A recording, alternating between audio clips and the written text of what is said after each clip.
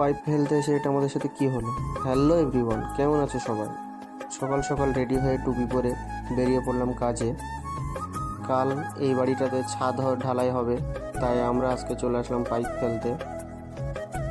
আমি ছাড়া আরও দুটো ভাই ছিল, তাদের সাথে আমিও লেগে গেলাম যেখান সেখান থেকে পাইপের পয়েন্ট হবে সেগুলোকে ভাঙতে, এবং ভাঙা হয়ে গেলে পাইপটাকে ছাড়িয়ে নিচ্ছি। আর আজ এত রোদ পড়ছে যে আমরা কাজই করতে পারছিলাম না সুষ্ঠুভাবে, তো একটু একটু করে রেস্ট নিয়ে কাজ করছিলাম।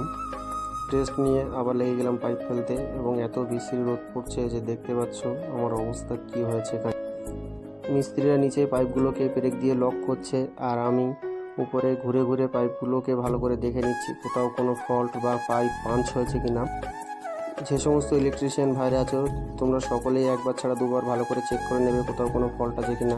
তো আমি চেক করে নিয়ে বাড়ির উদ্দেশ্যে রওনা দিলাম। তোমরা এরকম মিনি ব্লগ দেখতে চ্যানেলটাকে সাবস্ক্রাইব